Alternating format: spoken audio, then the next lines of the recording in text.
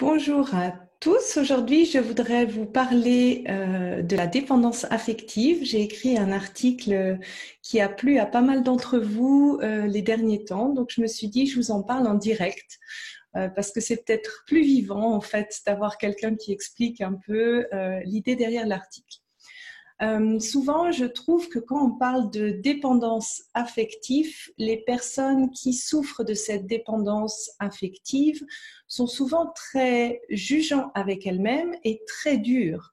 C'est-à-dire qu'elles s'en veulent de ne pas pouvoir arrêter cette relation, de toujours être accrochées à la personne, même si cette personne ne s'engage pas vraiment, même si cette personne joue un peu avec leurs sentiments. Et j'avais envie en fait de réfléchir avec ça et de simplement déjà commencer par dire qu'on n'est pas dépendant affectif sans raison. Et après, vous avez toujours deux moyens de voir l'approche, c'est l'approche par l'amour ou l'approche par la dureté. Et je trouve que le meilleur chemin pour vraiment guérir d'un schéma qui nous fait beaucoup de peine, c'est l'approche par l'amour. Alors, j'essaye de regarder sur l'écran à côté. Donc, si vous êtes là et si vous avez des questions, n'hésitez pas, j'essaie d'y répondre en direct. Là, je regarde dans les commentaires. Et donc, j'expliquais que d'abord, la dépendance affective, c'est quand on a un besoin d'amour qui est grand, peut-être un amour qu'on n'a pas reçu quand on était petit, et qu'on cherche à combler ce besoin d'amour par l'autre. Et donc, la première moyen qu'on peut faire pour se libérer de cette dépendance affective, c'est de se remplir d'amour et ce régulièrement. Et pour cela, dans l'article, je vous propose une petite méditation qui est à écouter en fait pendant la nuit, pendant que votre subconscient est un petit peu plus ouvert, pour finalement remplir toutes ces facettes de l'amour de soi. Parce que l'amour de soi, c'est pas simplement de se dire je m'aime, c'est de se dire que de s'engager envers soi-même, mais c'est aussi de ne pas se trahir, c'est aussi de peut-être ne pas se rejeter pour toutes celles qui ont des complexes au niveau du corps.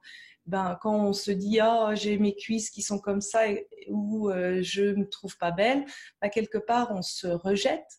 L'amour de soi, ça veut dire aussi de ne pas se trahir, c'est-à-dire de rester face à ses valeurs. Donc vous voyez, il y a plein de différentes aspects et facettes de l'amour de soi. Et dans cette méditation, en fait, j'ai repris toutes les facettes de l'amour de soi parce que selon le chemin de vie que vous avez eu, il y a peut-être certains domaines où vous vous sentez plutôt à l'aise avec l'amour de soi et d'autres où c'est un peu plus dur.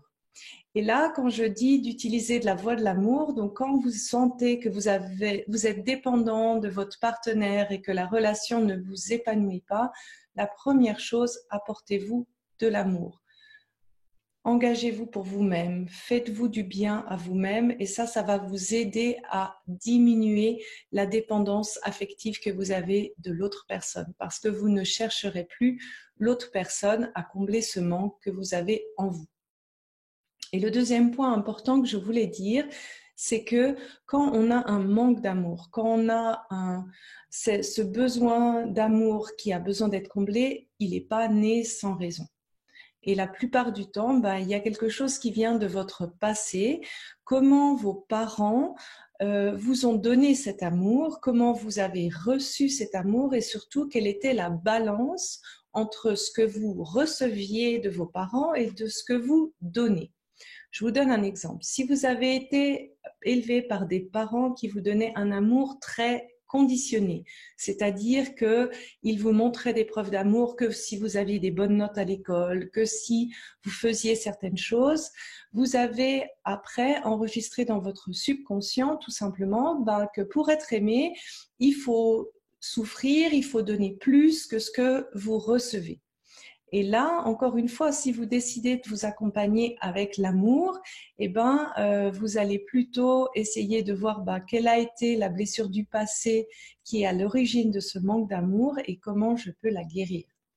Donc ici, à nouveau, vous n'êtes pas né en disant « Ah bah oui, je suis prête à donner, donner, donner et jamais recevoir ». C'est qu'il y a des choses dans votre passé qui se sont passées et qui font que vous avez enregistré ce mécanisme dans vos amours. Et si vous voulez un peu en comprendre plus, savoir d'où est-ce que ça vient, pourquoi en fait les relations que vous avez eues n'ont pas marché, j'organise très prochainement, au mois de novembre, un petit workshop en ligne qui est gratuit et je vous invite à y participer. Ça va vous donner quelques pistes de réflexion pour savoir est-ce que c'est simplement un problème d'amour de soi ou est-ce qu'il y a quelque chose d'un petit peu plus profond, par exemple, qui vient de vos parents, etc.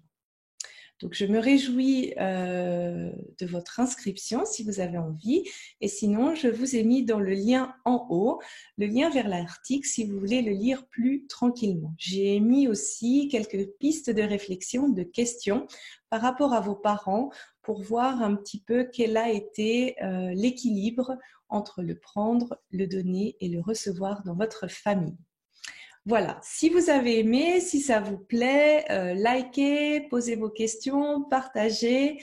Le challenge commence le 11 novembre, donc je me réjouis de vous y retrouver. Et puis sinon, je suis atteignable par email ou par message sur ma page. Bonne journée, bonne soirée, au revoir.